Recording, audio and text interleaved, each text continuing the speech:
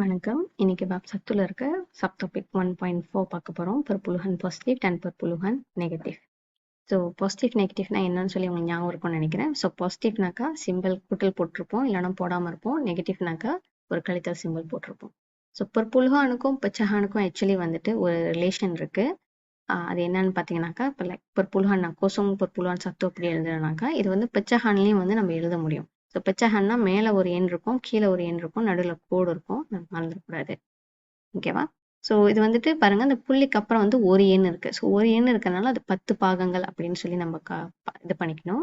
இப்போ ஒன்றுனாக்கா இது ஒன்று. So kosong perpuluhan satu sama dengan 1 per 10. இதுதான் வந்து இதோட ரிலேஷன். ஸோ இது வந்து சேம் அப்படின்னு தான் நம்ம வந்து இது பண்ணிக்கணும். அதே மாதிரி kosong perpuluhan 8 வச்சுக்கோமே.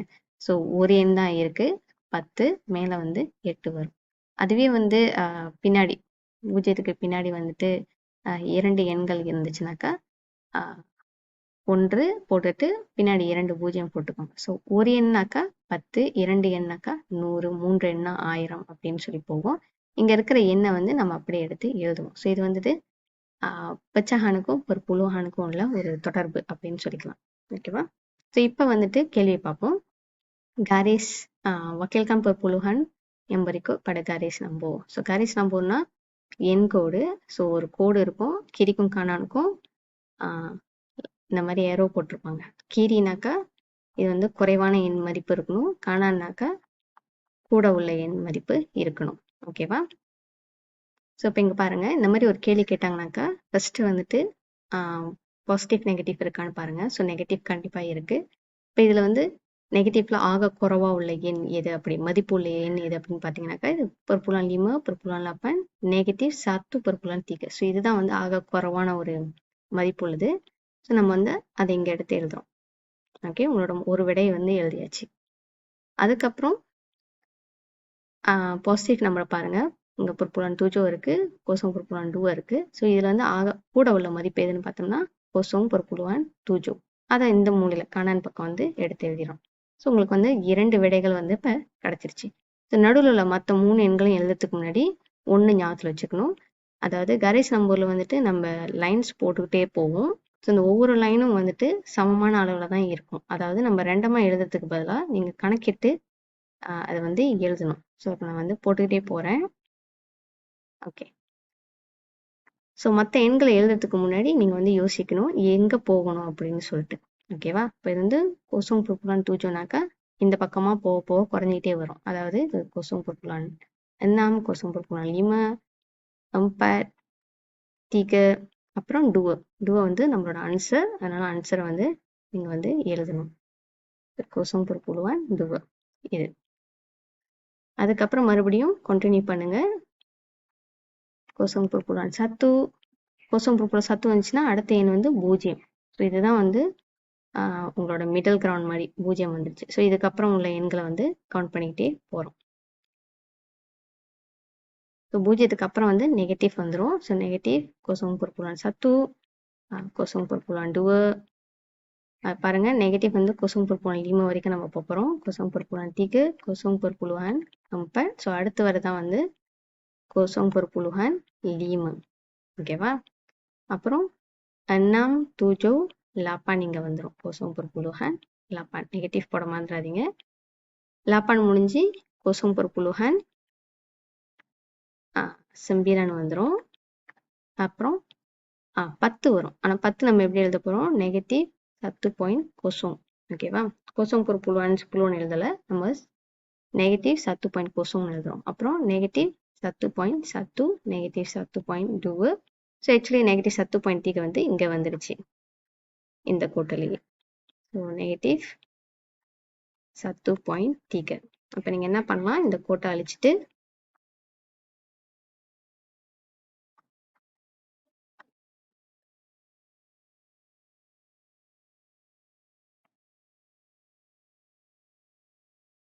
ஓகே, ஸோ இப்படி எழுதி முடிச்சிடலாம். ஓகேவா? ஸோ இதுதான் வந்து உங்களோட விடை. ஸோ காரிஸ் நம்பர்னு இருக்கிற வாசி நீங்கள் இந்த நடுவில் இருக்க இந்த கோட்டுகளை வந்து கவுண்ட் பண்ணி தான் எழுதணும். ஏன்னா இதுக்கு சமமான ஸ்பேசஸ் இருக்கு. ஓகேவா? மதிப்பு வந்து மாறாது, சமமான ஸ்பேஸ் இருக்கனால நீங்கள் இதை பண்ணி தான் ஆகணும். ஓகே, அடுத்த கொஸ்டின் பார்ப்போம்.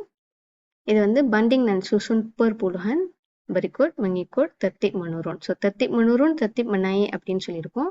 ஸோ menurunனாக்கா நீங்க பெருசாலேருந்து கச்சிலுக்கு இறங்கணும். ஸோ பாசிட்டிவ்லேருந்து நெகட்டிவ்க்கு போகணும். ஸோ இது வந்து garis நம்பர் கேட்கல, அதனால நம்ம அந்த எண் கோடை வந்து வரைய தேவையில்லை. நம்ம விடையை வந்து டைரெக்டாக ஜஸ்ட் லிஸ்ட் ஆன் பண்ணால் போதும். ஓகேவா? ஸோ பெருசானாக்கா பாசிட்டிவ் நம்பருக்கு நம்ம தேவைப்படுது. ஸோ இது ஒரு பாசிட்டிவ் நம்பர் இங்கே இருக்குது, இங்கே ஒரு பாசிட்டிவ் நம்பர் இருக்குது. ஸோ ஆக பெருசு 1.4. அதுக்கப்புறமா kosong perpuluhan 5. அப்புறம் நெகட்டிவ் நம்பர்ஸ் பாருங்க, இங்கே perpuluhan 3 இருக்குது, perpuluhan 7 இருக்குது, 1 இருக்குது. ஸோ இதில் குறைவா உள்ள எண்ணுக்கு தான் மதிப்பு அதிகம். ஸோ நெகட்டிவ் 0.3, அப்புறம் நெகட்டிவ் 0.7, கடைசியாக நெகட்டிவ் 1.6. இதுதான் வந்து இந்த கேள்விக்கான விடை. ஓகே,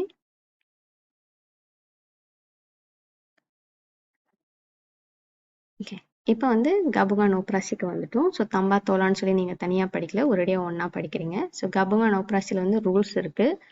அதாவது ஃபர்ஸ்ட்டாக வந்து நீங்கள் ப்ராக்கெட் செய்யணும், செகண்டாக வந்துட்டு தாராப் டான் பஹாகி செய்யணும், கடைசியாக தான் வந்து தம்பா தோலா ஓப்ராசியை செய்யணும். ஓகேவா? ஸோ ஏ பார்ப்போம். ஸோ ஏ வந்துட்டு 3/5 தோலா. இதில் வந்து குறுங்கானில் இருக்குது, ஆனால் குறுங்கானுக்குள்ள ஓப்ராசி இல்லை. அதனால நம்ம பக்கத்தில் உள்ள டாரா ஓப்ராசியை செய்ய போகிறோம். ஸோ இதுதான் நீங்கள் செய்ய போகிற மொதல் ஓப்ராசி. ஸோ அதை வந்து நீங்களே குறுங்காலில் எடுத்து எழுதிடுங்க. இந்த மாதிரி 0.2. ஓகே, ஸோ இது அப்படியே இருக்கட்டும். இந்த ஆப்ராசியை முதல்ல செய்யலாம். ஸோ நெகட்டிவ் டாரப் dengan பாசிட்டிவ், விடை வந்து கண்டிப்பாக நெகட்டிவ்ல தான் வரும். இதை வந்து நீங்கள் கால்குலேட்டரில் செஞ்சிடலாம். ஸோ கால்குலேட்டரில் வந்துட்டு ஆக்சுவலி கத்தாஸ் 2 இருந்தால் நீங்கள் ஸ்ட்ரெயிட்டாக இதை அப்படியே போட்டிங்கன்னா உங்களுக்கு விடை கிடச்சிரும். கத்தாஸ் 2 இருந்தால் தான் நீங்கள் ஜலான் கஜை செய்யணும். ஸோ அந்த ஜலான் கஜை தான் நான் ஷோ பண்ணுறேன். ஓகே, ஸோ இந்த மாதிரி எடுத்து எழுதிட்டிங்கனாக்கா அடுத்தது விடையும் வந்துட்டு மறுபடியும் நீங்கள் இதை கால்குலேட்டரில் போட்டிங்கன்னா உங்களுக்கு விடை வந்து 4.8 அப்படின்னு சொல்லி காமிச்சிரும். அதுவே வந்துட்டு நீங்கள் ஜலங்கஜை வேணும் அப்படின்னீங்கன்னா ரொம்ப ஆப்ராசி தோலா வந்து நீங்கள் ஆப்ராசி தம்பாவாக மாற்றி செய்யணும், நெகட்டிவ் வந்து பாசிட்டிவாக மாற்றி செய்யலாம். ஸோ இது வந்து 4.8 அப்படின்னு எழுதிடுங்க. கத்தாஸ் 2ல் கூட இந்த ஆப்ராசி நம்ம செய்யணும்னு அவசியம் இல்லை, நம்ம ஸ்ட்ரெயிட்டாக ஆன்சர் போட்டோம். ஓகே, இந்த ஜலங்கஜை வந்து போதும். பி வந்து குறுங்கானில் வந்து ஒரு ஓப்ராசி இருக்கு. ஸோ அதை முதல்ல செய்கிறோம்.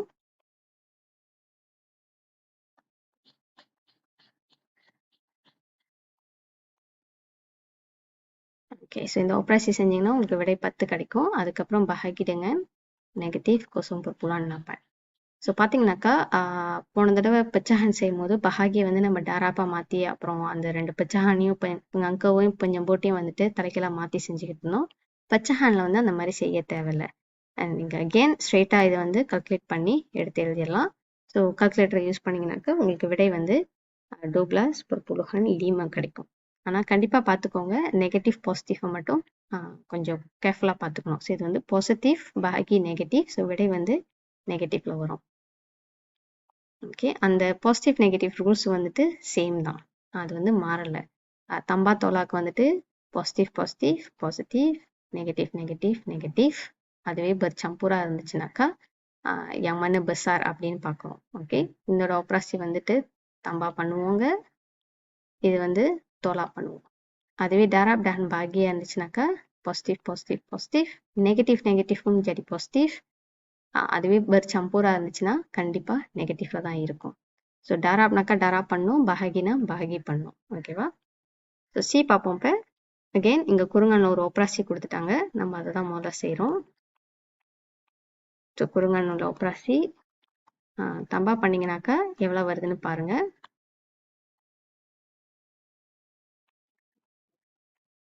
ஸோ இது பாசிட்டிவ் தம்பா பாசிட்டிவ் தான். ஸோ தம்பா பண்ணிங்கனாக்கா 7.1 வரும்.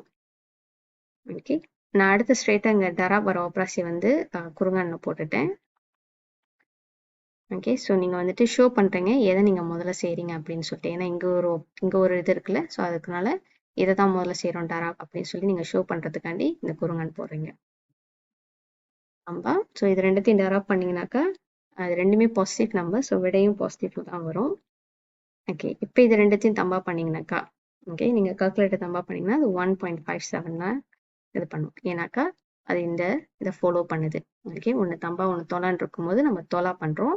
அதுக்கப்புறம் எது பெருசாக இருக்கோ அந்த சிம்பிள் எடுத்து எழுதுறோம். ஸோ நெகட்டிவ் தீக பொறுப்புடன் தூஜோ பெருசா, டோ பொறுப்புடன் தீக பிளஸ் பெருசான்னு பார்த்தீங்கன்னாக்கா தீக பொறுப்புடன் தூஜோ தான் பெருசு. ஸோ நம்ம வந்து விடையை நெகட்டிவ்ல எழுதுறோம்.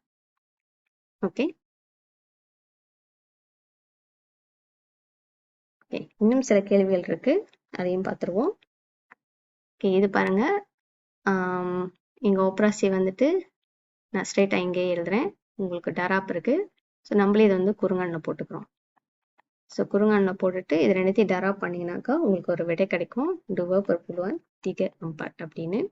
அடுத்ததா இதையும் தொலா பண்ணிங்கனாக்கா உங்களுக்கு டுவ பொறுப்புடுவான் தீக நாம் கிடைக்கும். ஓகே, அவ்வளோதான் விடை இதில். அடுத்து இந்த கேள்வி இங்கே ஆல்ரெடி குறுங்கண்ணை ஒன்று கொடுத்துட்டாங்க. ஸோ நம்ம அதை தான் முதல்ல செய்கிறோம். ஸோ இந்த ரெண்டு ஓப்ராசியும் ரெண்டுத்தையும் தம்பா பண்ணிங்கனாக்கா உங்களுக்கு டோ பிளஸ் பொறுப்புடுவான் டுவ லீமா கிடைக்கும். ஸோ பஹாகி dengan நெகட்டிவ் கொசும் டுவலாப்பான். இது எல்லாத்தையும் கால்குலேட்லேயே பண்ணுங்க. ஸோ உங்களுக்கு ஈஸியாக இருக்கும். ஸோ பஹாகி இந்த நம்பரையும் பஹாகி பண்ணிங்கனாக்கா நெகட்டிவ் 4.7 வரும். ஓகேவா? ஏன் நெகட்டிவ்னு பாருங்க, இது ஒரு பாசிட்டிவ் நம்பர் இருக்கு, பஹாகி dengan நெகட்டிவ். ஸோ விடை வந்து நெகட்டிவ்ல தான் இருக்கும். ஓகே, அடுத்த கேள்வி. எங்கேயும் குறுங்கண்ண ஒரு ஓப்ராசி கொடுத்துட்டாங்க. ஸோ நம்ம அதை அப்படியே ஃபாலோ பண்ணுறோம். ஓகே, ஸோ இந்த ஓப்ராசி நீங்கள் பண்ணீங்கன்னாக்கா தம்பா பண்ணீங்கன்னாக்கா லாப்பான் பொறுப்புகள் எண்ணாம் கிடைக்கும். அதுக்கப்புறம் டரா கோசம் பொறுப்புகள் எண்ணாம். ஸோ அடுத்த ஸ்டெப்லேயே நீங்கள் என்ன செய்ய போறீங்கன்னு சொல்லி குறுங்கண்ணில் போட்டுருங்க. ஸோ கொஞ்சம் ஈஸியாக இருக்கும். ஓகே, இப்போ இந்த ஓப்ராசி நீங்கள் பண்ணீங்கன்னாக்கா இது பாசிட்டிவ் டரா dengan பாசிட்டிவ். ஸோ விடையும் பாசிட்டிவ்ல தான் வரும். ஸோ நம்ப்ளாஸ் லீமா பொறுப்புகள் நம்ப்ளாஸ். இப்போ இது ரெண்டுத்தையும் நீங்கள் பண்ணும்போது பார்த்துக்கோங்க, ஒன்று நெகட்டிவ்ல இருக்கு, தம்பா dengan பாசிட்டிவ். ஓகேவா? ஸோ இது வந்து நம்ம என்ன பண்ணுறோம், தோலா பண்ணுறோம். விடைய 1.68 வரும். அப்புறம் நெகட்டிவ் நம்பர் பெருசாக இருக்கா, பாசிட்டிவ் நம்பர் பெருசாக இருக்கான்னு பார்த்தா பாசிட்டிவ் தான் பெருசாக இருக்கு. ஸோ இது வந்து பாசிட்டிவ்ல வந்துடும் விடை. ஓகேவா? அகைன் மறுபடியும் சொல்கிறேன், இந்த கால்குலேட்டரில் நீங்கள் ஸ்ட்ரெயிட்டாக அடிச்சிங்கனாக்கா உங்களுக்கு விடை கிடைச்சிரும். பேப்பர் 2க்கு தான் வந்து உங்களுக்கு ஜலான் கஜ தேவைப்படும். ஓகே, ஸோ இந்த டி கொஷின் பாருங்க. இது வந்துட்டு குறுங்கண்ணில் ஒப்ராசியில். ஸோ நீங்களாவே சூஸ் பண்ணணும். ஸோ இங்கே தான் பஹாகி இருக்குது. ஸோ இதை தான் வந்து நம்ம முதல்ல செய்கிறோம். நீங்கள் முதல்ல செய்கிறத வந்து குறுங்கண்ணில் இப்படி ஷோ பண்ணிடுங்க. ஓகேவா? ஸோ குறுங்கண்ணு உள்ள இதை வந்து பஹாகி பண்ணிங்கனாக்கா உங்களுக்கு விடை வந்துட்டு டோப்ளோ லாப்பான் பொறுப்புலோஹான் சிம்பிளான்னு வரும். இது ரெண்டுமே நெகட்டிவ்ல இருக்கனால இது வந்து பாசிட்டிவ்க்கு மாறிடுச்சு. ஸோ நம்ம அதை எழுத தேவையில்லை. ஓகே, இப்போ தோலா தம்பா இருக்கிற வசி நீங்கள் வந்து இதை ஸ்ட்ரெயிட்டாக கால்குலேட்டரில் போட்டிங்கனாக்கா உங்களுக்கு விடை வந்துடும். ஓகே, நெகட்டிவ் 2+7.72 அப்படின்னு சொல்லி வந்துடும். இதுதான் வந்து கடைசி விடை. ஓகே, இப்போ வந்து நம்ம சோலான்பர் மசாலா பார்க்க போகிறோம். ஸோ இதில் வந்து பாருங்கள், ஐஷா மம்பலி செஹலாய் பாஜு. ஸோ இன்ஃபர்மேஷன் எப்போதுமே எடுத்து எழுதுறது வந்து ரொம்ப இம்பார்ட்டன்ட். சத்து பாஜு எவ்வளோ வந்திருக்கு, 19 ringgit 90 dan membeli 2 helai seluar panjang yang sama harganya. அதாவது சில்வரோட விலை கொடுக்கல, ஆனால் அவங்க 2 helai சில்வர் வாங்கினாங்க அப்படின்னு மட்டும் சொல்லியிருக்காங்க. அதே நேரத்தில் சம ஹர்கன்னு சொல்லியிருக்காங்க. ஸோ ரெண்டு சில்வருமே ஒரே ஹர்கு. ஸோ 2 சில்வர் வாங்கியிருக்காங்க. ஹர்க தெரியாதனால நம்ம எக்ஸ்ன்னு போட்டுக்கலாம். நீங்கள் எக்ஸ் தான் போடணும் அவசியம் இல்லை. நீங்கள் ஒய் போட்டுக்கலாம், ஏ போட்டுக்கலாம், பி போட்டுக்கலாம், அது உங்கள் இஷ்டம். ஓகேவா? அதுக்கப்புறம் இன்ஃபர்மேஷன் என்ன கொடுத்துருக்காங்கன்னா, டே மும்பாயா லிமப்ளோ ரிங்கிட் kepada juruwang. ஸோ அவங்க பயார் பண்ணது வந்துட்டு லிமப்ளோ ringgit. dia diberitahu bayarannya tidak mencukupi. அவங்க கட்டின 55 வெள்ளி வந்து பத்தலை அப்படின்னு இருக்காங்க. So Aisha company membayar lagi 10 ringgit. So இன்னும் ஒரு 10 வெள்ளி தம்மா பண்ணியிருக்காங்க. ஸோ அவங்க டோட்டலாக கொடுத்த காசு வந்து 65 வெள்ளி. dan menerima uang baki 5 ringgit 40 sen. So பாக்கி அவங்க 65 வெள்ளி கட்டினதுக்கப்புறம் உங்களுக்கு பாக்கி வந்து 5 ringgit 40 sen கிடைச்சிருக்கு. hitung harga bagi sehelai seluar yang dibelinya. So அவங்க 2 சில்வர் வாங்கியிருக்காங்க, நம்மளுக்கு தேவை 1 ஹெலாய் தான். ஸோ இந்த கணக்கு எப்படி செய்யறதுன்னு பார்த்தோம்னாக்கா, ஃபர்ஸ்ட்டு நம்ம வந்துட்டு இந்த சத்து பஜோட விலையும், ஓகே, ஹெலாய் வந்து நம்ம சில்வர் பஞ்சாங்கோட விலை நம்ம தெரியாது. ஸோ அந்த 2x அப்படின்றத வந்து நம்ம யூஸ் பண்ணிக்க போகிறோம்.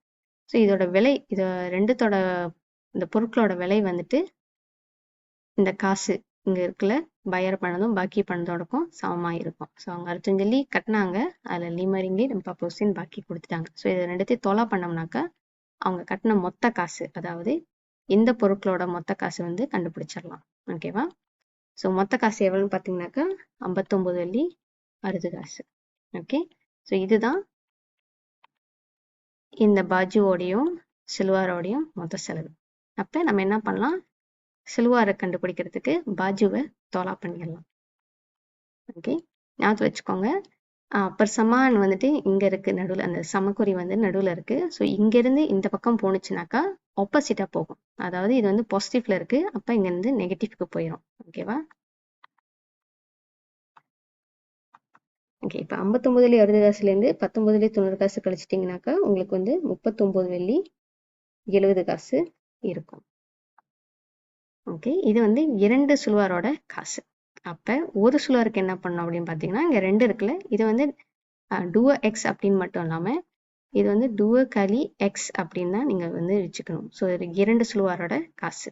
அப்போ என்ன பண்ணுறீங்கனாக்கா, ஒரு சுல்வாரோட காசு எவ்வளோ அப்படின்னு பார்த்தோம்னாக்கா, இது டாராப் மோட்ல இருக்கு, நம்ம வந்து இங்கே பஹாகிக்கு கொண்டு போகிறோம். ஸோ பஹாகி பண்ணிங்கனாக்கா ஒரு சுல்வாரோட விலை 19 வெள்ளி 85 காசா வரும். ஓகே, இப்போ அடுத்த கேள்வியை பார்ப்போம். இது வந்து suhu கொடுத்துருக்காங்க. So suhu purata di Kuala Lumpur ialah 30.5 degree Celsius pada satu hari tertentu. Suhu purata naik 1.8 degree Celsius setiap hari bagi 2 hari berturut. So அதாவது முதல் நாளும் ரெண்டாவது நாளும் வந்துட்டு நாய் பண்ணியிருக்கு. எவ்வளோ நாய் பண்ணியிருக்கு? 1.8 நாய் பண்ணியிருக்கு. அப்புறம் kemudian menurun 1.3 degree Celsius setiap hari bagi 3 hari berturut-turut. So அடுத்த 3 நாள் 3 4 5 வந்து turun பண்ணியிருக்கு suhu. turun பண்ண amount வந்து 1.3. Hitung suhu purata di Kuala Lumpur dalam tempo 5 hari itu. Okay, so நம்மளுக்கு வந்து நார்மலாக எவ்வளோ இருக்குன்னு தெரியும். ஸோ அதோட இது எல்லாத்தையும் தம்பாடன் தோலா பண்ணிங்கன்னா உங்களுக்கு வந்து விடை கிடைச்சிடும். ஸோ இதை எப்படி எழுதணும்னு பார்த்தீங்கன்னாக்கா, இந்த ஹர்க சூ புறாத்த இருக்குல்ல, ஸோ 30.5 இதோட முதல் 2 நாள் வந்துட்டு நம்ம தம்பா பண்ணுறோம். அதுக்கப்புறம் அடுத்த 3 நாளை வந்து தோலா பண்ணுறோம். ஓகே, இதுதான் வந்துட்டு அதோட ஜலன் கச்சு. ஸோ ஸ்ட்ரெயிட்டாக நீங்கள் கால்குலேட்டர் அடிச்சிங்கனாக்கா உங்களுக்கு விடை வந்து 30.5 duva வந்துடும். ஸோ அதை வந்து டிகிரி செல்சியஸில் எடுத்து எழுதி முடிச்சிடலாம். ஓகேவா? ஸோ இவ்வளோ தான் வந்து இந்த சப் டாபிக் வந்து நம்ம பார்க்க போகிறோம். இதோட இந்த வீடியோ முடிஞ்சிருச்சு. நன்றி.